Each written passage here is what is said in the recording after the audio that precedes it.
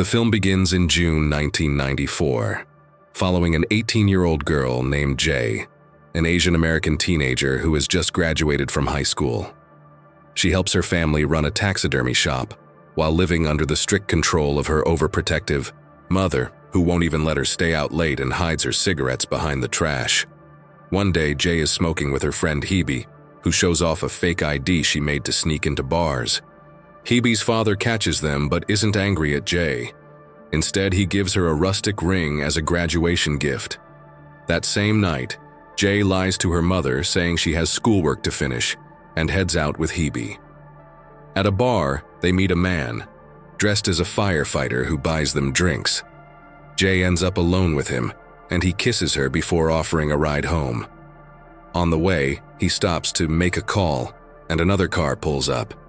Jay notices uniforms and fake IDs in the back seat, and realizes too late that it's a setup.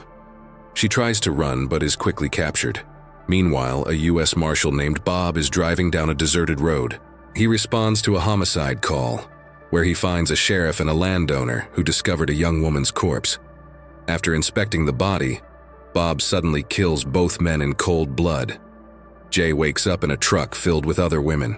She's soon taken into what looks like a surgical room, drugged by a nurse stripped of her dental braces, and prepared to be presented as a new captive. When she regains consciousness, she's locked in a room with other girls, most of them underage. Bob is revealed as the man in charge. He lines the girls up, gives each of them a kitten as a twisted form of emotional manipulation, and warns them that they are in the middle of nowhere. If they try to escape, they'll die in the desert, just like the corpse he found earlier. He singles out Jay, threatening her family and giving her a new name, Eden. The facility is the center of an international sex trafficking network. The girls are forced to bathe twice a day, take pregnancy tests daily, and live under constant surveillance. Eden befriends her roommate, Priscilla. Later, Eden and Priscilla are taken to a party, dressed in latex bikinis, their hands chained to the ceiling. A woman whips them as the entire act is filmed. Back in their room, Priscilla tries to comfort the traumatized Eden. Days later, Eden is taken by one of the traffickers, Vaughn, to a suburban house to service an elderly client. Vaughn threatens to cut off her legs if she doesn't learn to smile. During the job, inside the bedroom, the man assaults her, but Eden fights back, brutally mutilating him and escaping into the street. Covered in blood and begging strangers for help, Eden runs desperately. But Vaughn manages to catch up to her before she can get away.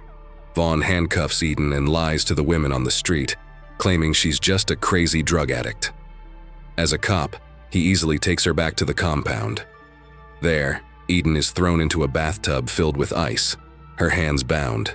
Bob, furious that Vaughn was using drugs on the job, beats him and leaves Eden shivering in the ice as punishment. A year passes, and Eden has grown numb to her life of suffering. One day, while sitting with Priscilla, she learns that a girl named Sventola, who works for Vaughn, stole her ring. Priscilla also explains that clients don't want girls older than 18, then quietly reveals her own age, just 15. Moments later, a guard named Ivan drags Priscilla away. Meanwhile, Eden is taken to another party to entertain older clients. On the way back, she breaks the heel of her shoe and hides it inside her body. When she discovers Priscilla hasn't returned, she uses the broken heel to threaten Sventola and demand her ring back, but guards quickly overpower her. As punishment, Vaughn forces Eden to swallow the ring. Realizing she's aging out of the trafficker's standards, Eden proposes becoming Vaughn's secretary. She argues she can help him manage the business, giving herself a chance to survive. Vaughn agrees. Soon after, he takes her to a party where a client pays part of a debt but refuses to cover extra time. Enraged, Vaughn smashes him with a gun and forces him to pay up. While leaving, he notices two girls have escaped. He hunts them down in a store and drags them back.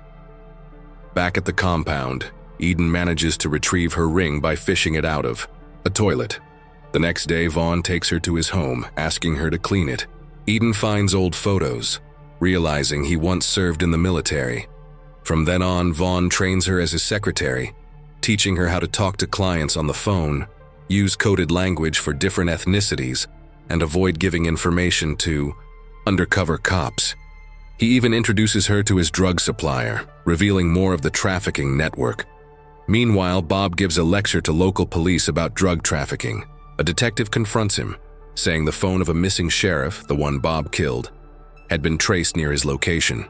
Shaken, Bob quickly leaves.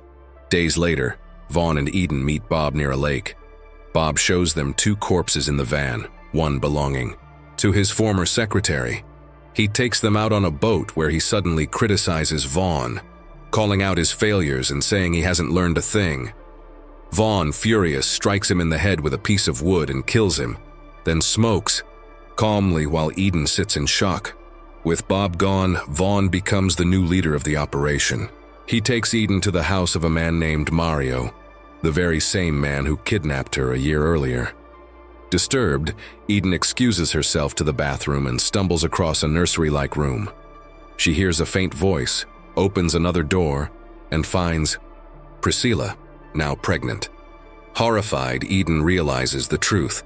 The organization not only sells the girls, but also the babies born from them.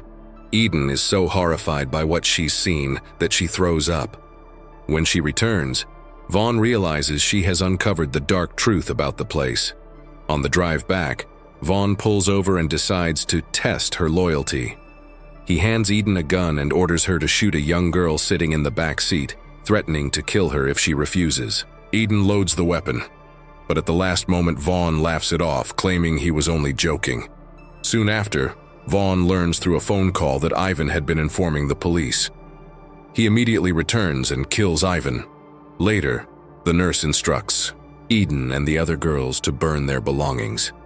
The next day, Vaughn takes Eden to his house, revealing his plan to move her to Dubai, where she will act as his partner in the new facilities.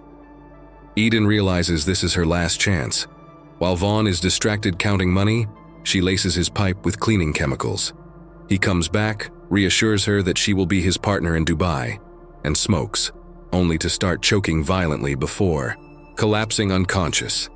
Seizing the moment, Eden grabs syringes and drugs from the fridge, cuts off her tracking bracelet, and escapes. She heads to Mario's house and begs him to release Priscilla. Mario refuses but agrees to let her visit. When he takes Eden to Priscilla's room, she injects him with drugs and kills him.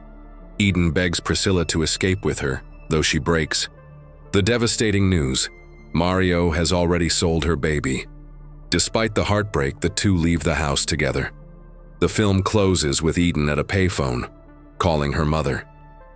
In tears, she finally tells her everything as she cries uncontrollably, the weight of her ordeal crashing down on her. Thanks for watching. Don't forget to subscribe and leave your like.